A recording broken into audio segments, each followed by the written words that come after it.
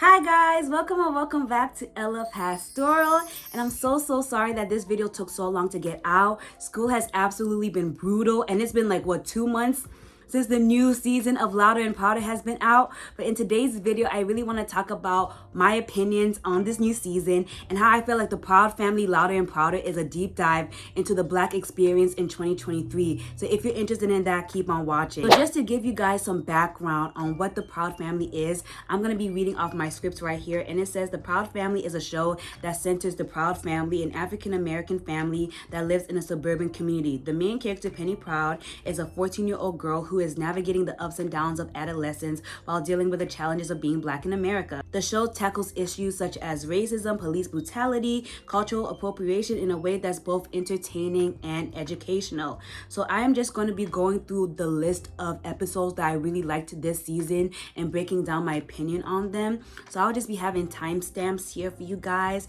And the first episode that I really want to talk about is the opening premiere episode, and this episode is called Old Town Road, and this is, I guess, the sequel of the first season's ending episode, where we follow the continuation of Sugar Mama's origin story, where we found out that her dad was really sexist and did not have any hopes for Sugar Mama and put her down continually through her childhood, causing her to literally run away. And I really love this episode, and I feel like it's one of the best episodes of this season, and I don't really see a lot of people talking about it. And I really love this episode, and I really feel like it dives deep into a lot of the issues that are going on in the Black community, especially relating to sexism and the patriarchy issues that we have in the Black community. Like, Sugar Mama is literally the best out of all her siblings. She's good at cow riding, the rodeo thing, like she outranks her siblings in all of the skills. But due to the fact that she is a girl, she is literally not able to participate in the family events that all of the boys can. And this literally causes Sugar Mama to run away. And this episode was even more heartbreaking because we see that her daddy, like her father figure, that's her father, like, why am I saying it like that? Her dad literally shames her so hard, and she literally tries to run away with her, like, her boyfriend, I guess. I don't know what he is, but he literally is such a punk, and he literally let Sugar Mama's dad stop them from being together. And it was so sad to see Sugar Mama be abandoned by her dad and her brother. And at the end of the episode, Sugar Mama ends up saving Oscar, her son, from this bull or whatever, and she ends up proving to her dad that she is that girl. And he eventually, now that he's old or whatever, he finally appreciates Sugar Mama for her skills. And I also like the Native American representation that we got in this episode, and I'm really gonna dive deeper into why that's a little hypocritical in the later half of this video. But I really love the fact that we got two Native American characters portrayed here, and they weren't really harmful racist stereotypes, because I talked about it in my Rendell and Wild video. I'll link it up for you guys. But when it comes to Native Americans, the animation industry is horrendous in how they portray Native Americans. So the fact that we got some really good Native American representation here is good, but we'll definitely dive deeper, so keep on watching, guys. So the next episode that I really want to talk about is called Grandma's Hands, and this episode is such a Black episode. Like, Penny has been bad. Like, she's been sneaking out, she's been hanging out with boys, like, she's not been doing good in her classes. So her mom Trudy is over it, so she decides to go on a trip with Oscar and leave Penny with her grandma.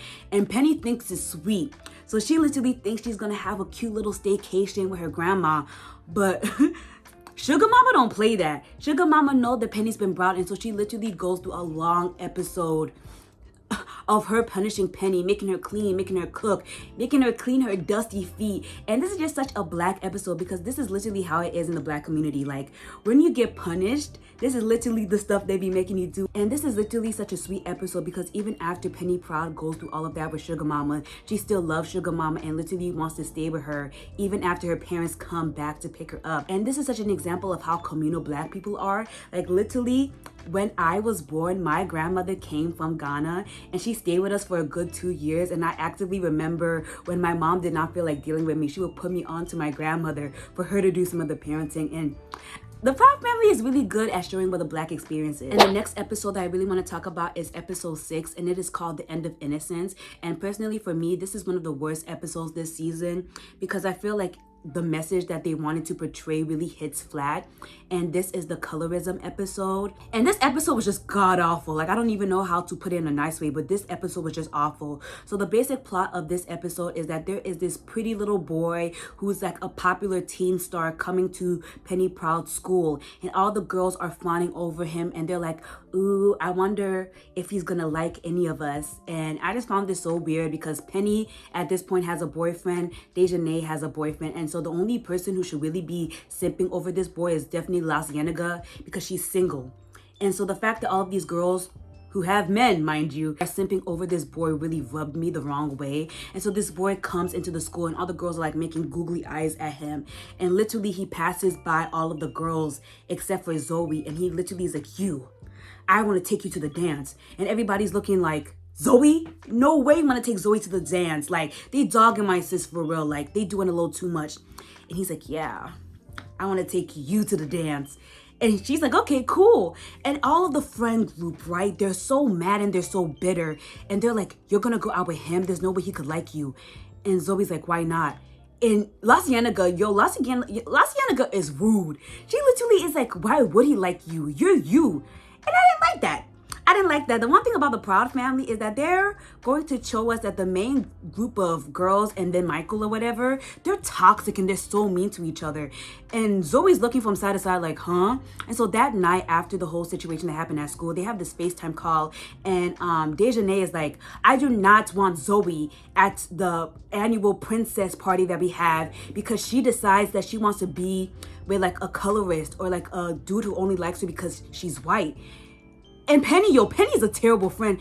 She's like, guys, I don't know. Like, she's practically being a punk and she's not standing up for Zoe, even though how she feels about this situation is like, you guys shouldn't be mean to Zoe just because this dude likes her. And so literally, Zoe enters the call and she's like, so what's the issue? And everybody leaves. And Zoe is looking at, Penny, someone who's supposed to be like her friend. Like, seriously, sis? Like, you weren't even gonna stand up for me? She's like, no.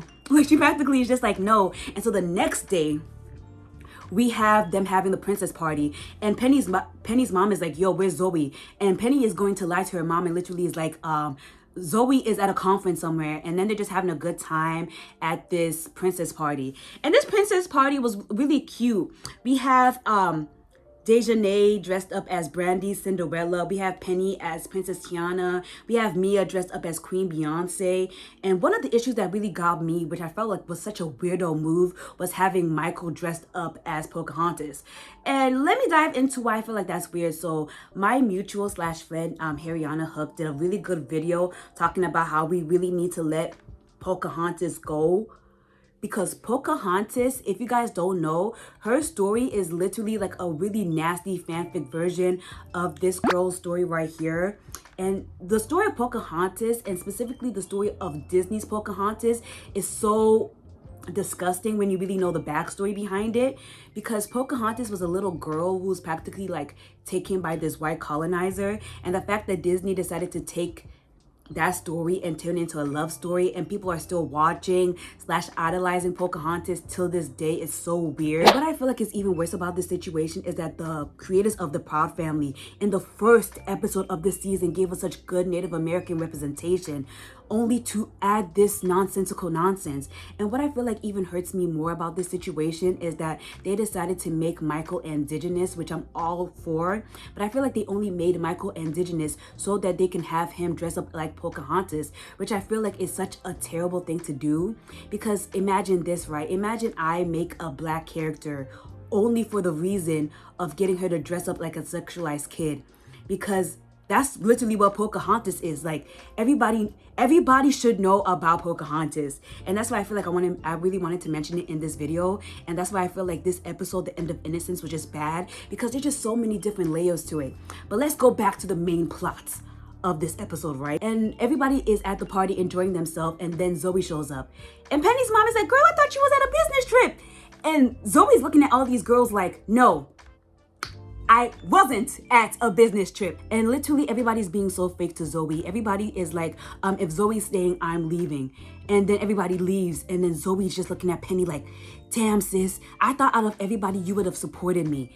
And literally, Penny goes up to her room and she cries. And the whole time, I'm looking at everybody sideways. The only person that I was really on their side is Zoe, because nobody was really explaining to Zoe why it was wrong to go out with this boy. Because the only reason why everybody thinks the dude from the TV show is a colorist or whatever, or doesn't like non-white people, is because Maya's cousin heard that he only dates white guys. And so they're not even trying to explain to Zoe why they feel like that's problematic. They're just icing her out and not giving her a good explanation.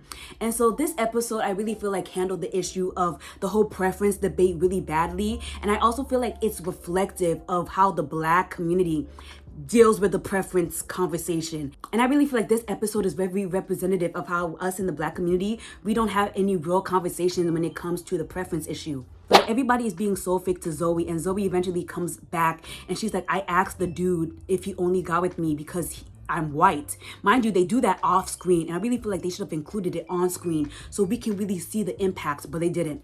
They decided to not include that scene, which I really feel like was such a major L on their part. And so Zoe's like, yeah, guys, I'm so sorry. You were right. He only did want me because I'm white. He didn't want me because of me. And everybody's like, Zoe, I'm so glad you eventually saw the light. And they do this at the dance, mind you. And everybody else goes with their man.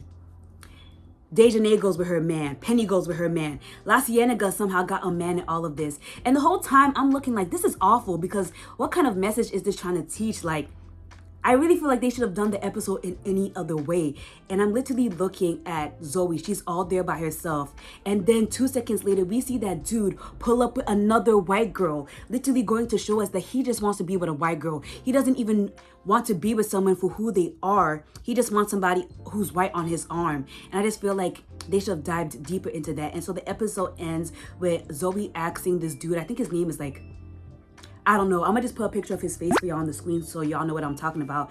The episode ends with them dancing, and I really feel like that was a terrible way to have ended the episode. Like, it really gives like Zoe had to settle for a dude. And how I really feel like they should have had the episode is that they sit Zoe down and they really explain why they feel like it's problematic for her to be with a dude that only likes white girls or only wants to be with her because she's white. I really feel like if they would have sat Zoe down and been like, he only wants you because you're white, and had evidence instead of a he said, she said type situation, it would have been a better episode. And instead of having that moment where she confronts the dude for only liking her because she's white, and if they would have had it included in the episode, we would have had a little something, because a lot of people missed the point of the episode. Like, I was on Twitter, that godforsaken app, Twitter, and they literally were like, they're teaching kids that it's not okay to be in an interracial relationship. And I was like, that's literally not the point of the episode. Like what?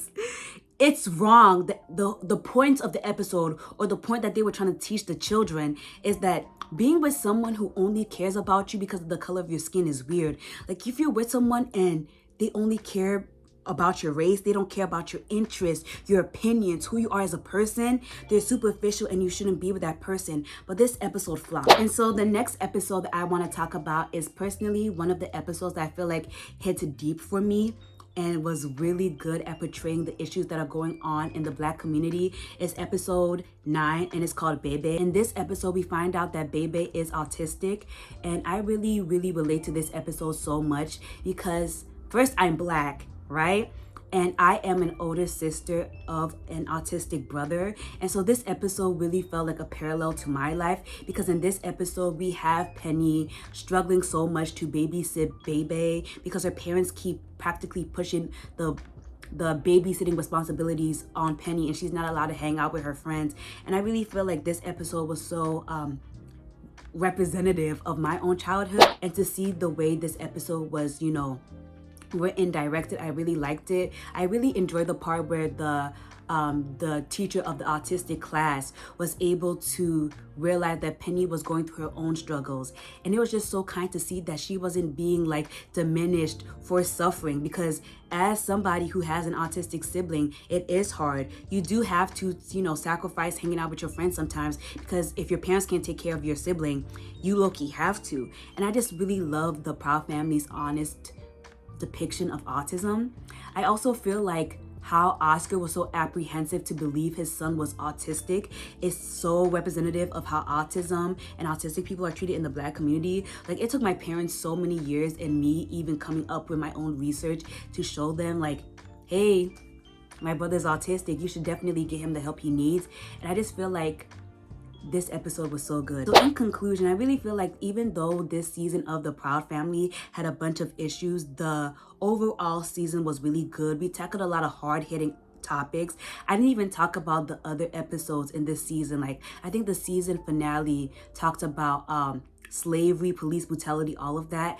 I feel like you guys should watch it. Like, if you really want to know how it is to be Black in, I guess, a post-COVID world with all of the things and the issues that are going on in the Black community, you have to watch The Proud Family, Louder and Prouder. Like, all of the topics that are portrayed in this show are so synonymous with the actual Black experience. How often are we going to hear from a Black girl talk about colorism and talk about autism? Like, The Proud Family, Louder and Prouder is so good. And I really feel like you guys should watch it, because right now the Republicans and the conservatives are like hates rating the show for being too woke. Like, the original Proud Family didn't talk about hard-hitting topics like hate crimes. Like, thank you guys so much for getting to this part of the video. It seriously means a lot. If you guys enjoyed this video, make sure that you hit the thumbs up button and tell me if you guys have watched the new season of Louder and Prouder, and what did you guys think of all of the topics that were covered? If you guys enjoyed this video, make sure that you subscribe.